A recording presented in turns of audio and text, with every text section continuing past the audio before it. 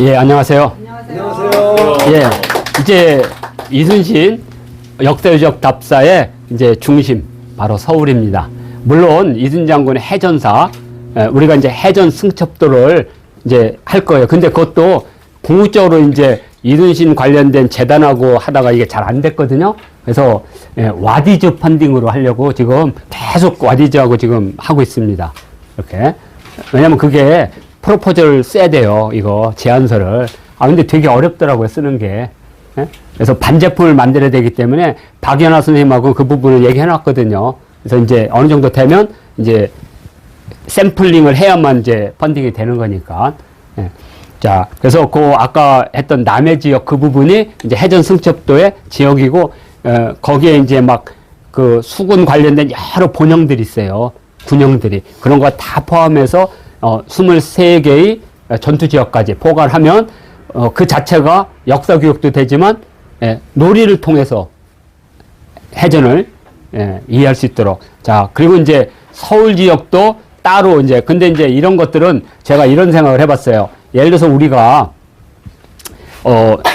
늘봄 학교에서 놀이를 통한 예체능, 그러니까 역사를 예체능과 결합했을 때 아이들에게 이렇게 주입식으로 가는 게 아니라 이런 것들을 이렇게 애들이 스스로 만들어가지고 위치를 만들어서 우리가 주사위 놀이처럼 그래서 아이들이 놀이 규칙도 만들고 이런 것들이 오히려 훨씬 더 나은 역사 공부가 아닐까 이런 생각을 합니다. 그래서 지금 이제 세 개 단체가 결합을 해서 늘봄 학교 이제 교육 프로그램을 하는데 5월 7일 날 저희 모임이 있습니다. 갔다 오면 이제 제가 다 이제 공지를 해드리겠습니다.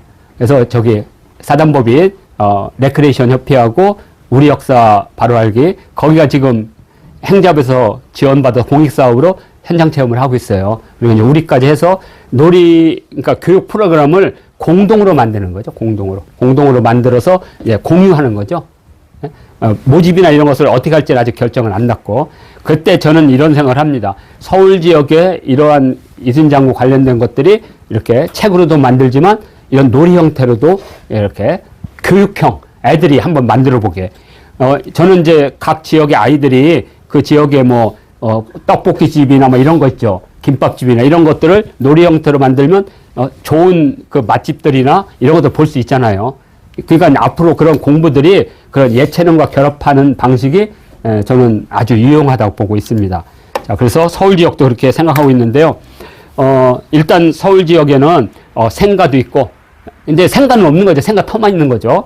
그 다음에 이순신 장군의 병정놀이가 있었던 곳이 여기고, 또 과거 시험을 볼 때 다리가 부러졌던 그 스토리도 여기 있었던 것이고요. 그 다음에 백의종군도 여기. 그러니까 백의종군 했던 길이 여기서부터 해서 산천까지가 있는 거거든요. 경상도. 그 길의 출발점이 바로 여기 종각 앞에 있는 의금부터. 그죠? 그러니까 서울이라는 지역이 이순신과 가장 많은 이야기를 담고 있는 곳이에요. 근데 의외로 안 알려졌다는 거죠. 그나마 이제 서울 중구청에서 이순신 비전 선포를 함으로써 우리처럼 오랫동안 이순신 장군 관련된 답사라든지 놀이라든지 이걸 했던 입장에서는 아주 반가운 소식이 되는 거죠. 자, 먼저 이제 생가터는 두 군데가 있습니다. 하나는 여기 보시겠지만 여기 밑에 명보극장. 원래는 이제 이쪽에 해야 되는데 이 표석을 두게 되면 숨어 있으면 표석을 잘 모르잖아요. 그래서 가장 근접한 명보극장 터 거기다 예전에 거기가 건천동이었으니까 건천동에 경계니까 그래서 거기에 역사 표석을 세웠는데 역사학자들이 아니다. 좀 더 서울 중심 쪽으로 좀 더 내려가야 된다. 그래서 신도 빌딩, 이 신도 빌딩에다가 이렇게 충무공 이순신 생가터를 놓은 거. 그러니까 생가터가 두 개가 되는 거죠. 그래서 서울 중구청 입장에서는 여기 1번 생가터에서 2번 생가터까지 해서 이쪽은 도로기 때문에 할 수가 없으니까 이 지역에서 또 이 부분을 국도극장 못 미쳐서 이 부분은 아직은 건물들이 다 낮고 그러니까 이 지역을 역사공원으로 만들면 우리 입장에서는 제한할 수가 있잖아요. 여러 가지. 역사관도 만들어야 되지만, 사당도 만들어야 되고, 동상도 만들어야 되지만, 교육관도 만들고, 그리고 교육관 안에 이순신 장군이 승경도 놀이를 많이 했으니까, 그런 것들을 체험할 수 있는 그런 전통놀이 교육관, 이런 것들을 우리가 제한하는 거죠. 계속해서. 왜 그게 가능하냐면, 우리가 해왔으니까. 실적이 있으니까.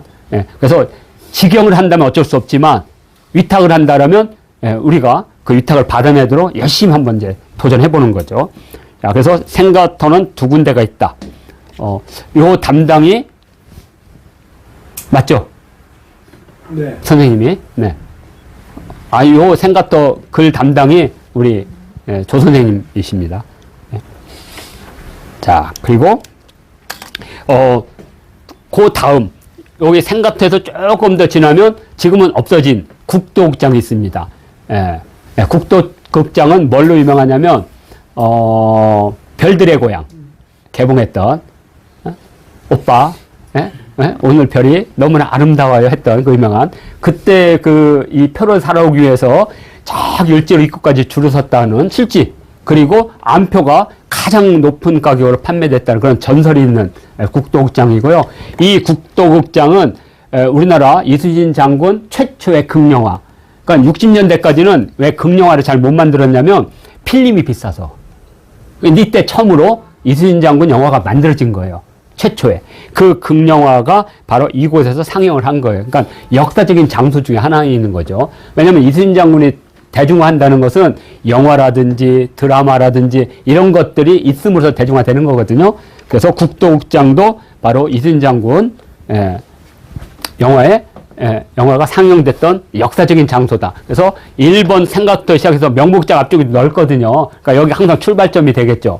근데 이 출발점을 해가지고 이쪽 충북 동산까지는 사실 동선이 좀 긴 편이에요. 그래서 이 어른들이나 고등학교 정도는 충분한데 초등학교, 중학생은 좀 다리가 아픈. 그래서 이걸 어떻게 할지. 그래서 이쪽을 해서 이 부분, 대한매일신보까지 해서 한 엮고 이쪽 지역을 한 엮고 해서 두 개의 동선으로 이렇게 한번 나눠볼까 이런 생각 중입니다. 그래서 여기 군기시부터 시작해서 이 지역, 봉상시, 충북동상 있는 요 지역, 사북지, 요 지역과 요 지역 두 개로 나눠서 하는 것이 어떨까. 이건 이제 제가 이제 우리 15일 날 모임이 있으면 그때 하나로 엮어도 되고 두 개로 나눠서 각각 1회, 2회 이렇게 할지 그런 것들을 이제 우리가 열심히 노력해 봐야 됩니다.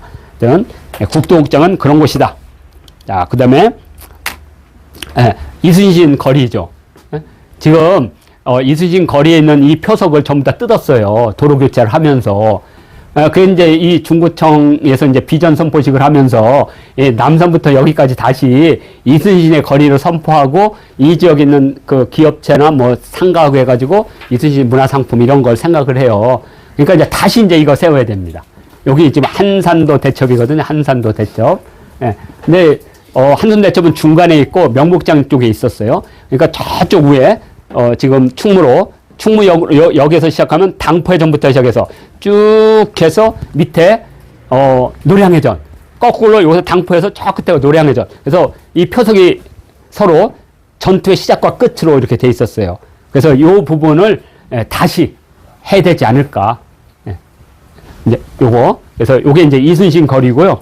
그리고 이 해민서와 베를린 극장은 사실 해민서와 이순신 장군이랑 깊은 관련은 없습니다. 그런데 우리가 역사를 좀 더 보면 사실 이순신 장군 그 병영에서 전투로 죽은 사람보다는 병으로 죽은 사람이 10배가 더 많아요. 그래서 나라에 약을 사달라고 했어요. 그러면 해민서에서 의사를 많이 파견했어요. 실질적으로 군영에 해민서에 있는 그 의원들이. 그런데 안 되니까 뭐라고 하냐요? 마제를 지내면 병이 물러갈 것이라고. 마제가 뭐냐면 말을 죽여가지고 제사를 지내면 역병들이 길을 따라가잖아요. 그러니까 마제를 지내면 그 말의 기운으로 역병이 돌아다니지 않아서 병이 안 생긴다고 하는. 말이 됩니까? 하여튼 그런 식으로 엮으면 돼요. 얼마나 이 의료체계가 무너졌는지 이런 것들. 실질 임진왜란 전후에서 역병으로 가장 많은 사람이 죽었어요. 이렇게. 그리고 베를린 광장을 왜 만들었느냐. 만일 이순신 장군이 삼남 지역에서 왜군을 몰아내지 못했다면 아마 우리나라는 삼남은 38선이 그어져서 38선이 아니죠. 한 39선? 37선? 그래서 삼남은 왜군의 땅으로 갔을 거예요. 왜냐면 명나라는 빨리 전쟁 끝나려고. 왜냐면 요동 지역이 흔들리면 자기들 나라가 어지러울 것 같으니까 왜군의 기세가 요동으로 멎치면 안 되니까 삼남을 주려고 그랬어요. 그래서 이순신 장군이 부산포를 친 거잖아요. 결국에 우리가 임진왜란 때 분단이 되지 않고 그다음에 저같이 충청도 사람들은 자랑스러운 황군의 군대가 되지 않은 군인이 되지 않은 것이 정말 이순신 장군 때문에 그래요. 그렇지 않으면 우리 충청도 사람 전부 다 자랑스러운 일본 천황폐의 황군이 됐다니까요. 자, 그래서 이 38선, 그러니까 분단에 대한 최초의 제안이 이때 만들어진 거예요. 이때 일본군들이 이렇게 그걸 막아낸 사람이 이순신 장군이라는 거 되게 중요하죠. 그래서 여기 근데 이 베를린 광장은 베를린 그 벽이 무너졌을 때 서울하고 그때 베를린이 그 자매견을 맺어서 그때 그 장벽 있죠, 장벽에 그걸 일부분을 떼다가 여기다가 모셔놓은 거예요. 갖다 놓은 거기 때문에 이순신 장군의 역사를 한 번만 외연만 넓히면 이것도 깊은 연관성이 있다. 그래서 우리 답사 동선에 이 부분이 있거든요. 이렇게 답사 동선에서 요 국도극장에서 이렇게 가면 요 베를린 광장이 있죠. 여기 광장에서 이제 이쪽으로 가면 이제 종로 쪽으로 가는 거죠. 그때 이제 조선 광문회를 만나는 겁니다. 이렇게. 자, 그럼 이렇게 됐고요. 이 조선 광문회는 왜 중요하냐? 충무공 전선은 여기 그 교서관에서 발행을 했어요.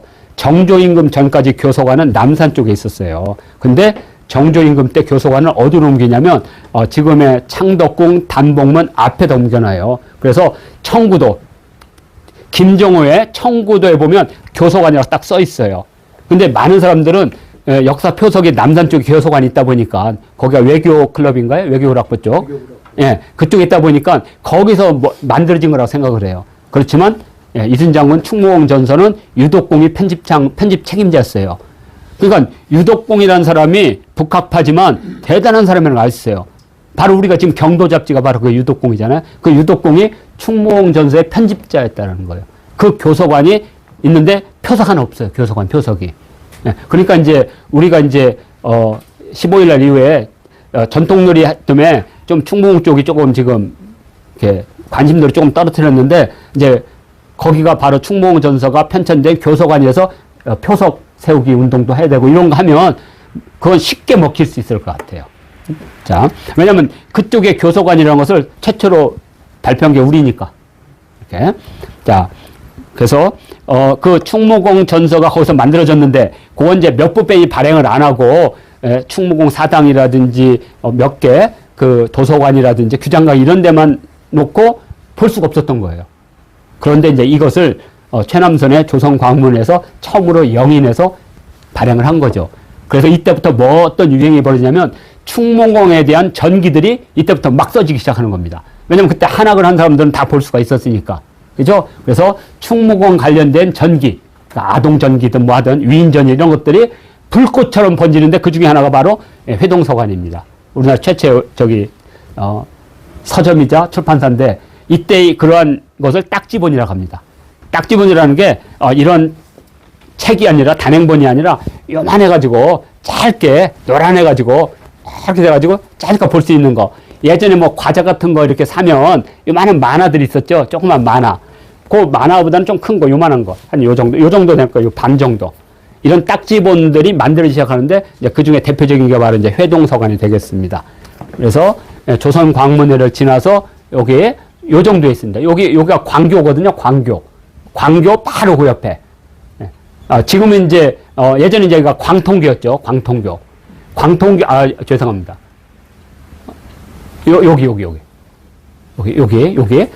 여기가 광통교인데 지금 광통교는 요 위쪽으로 올라갔죠. 왜냐면 차량이 많이 다니니까 광통에 올라가고 여기는 이제 광교라는 이름으로 들어가 있죠. 광교 바로 옆에가 신한은행 본점이 있었던 곳이죠. 바로 요 옆에 회동서관이 있고요. 광교 지금 이쪽 여기 신한은행 본점이 있던 곳은 식도원이라는 요리사가 있었습니다.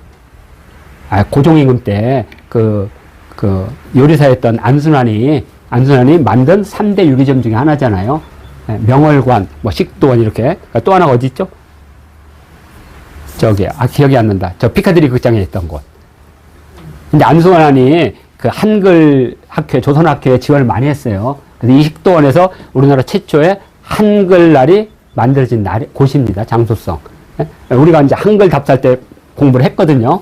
자, 그래서 조선광문위에서 조금 지나서 여기 예, 회동서관을 지나면 바로 이제 의금부로 넘어가게 돼 있습니다.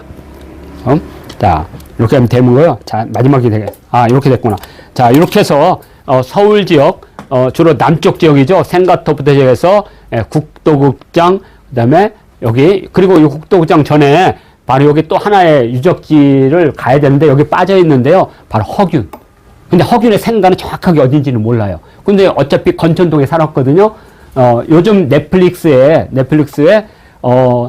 교산 허균의 이야기를 담은 허식당이라는 드라마가 지금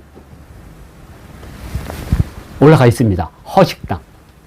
그냥 재밌습니다. 그냥 우스갯소리요. 근데, 허균이 음식 솜씨가 뛰어났거든요.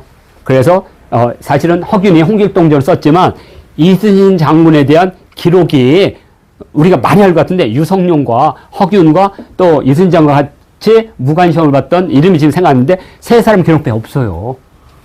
우리가 이순신 장군에 대한 엄청난 기록이 있는 거 아는데 이순신 장군의 우리가 흔히 말하는 충무운전에서 하는 그 임진장 쪽 그러니까 일기 그 일기는 연도별로 쓴 것이지 이순신 장군이 직접 남긴 거 외에는 딱 세 사람밖에 없어요.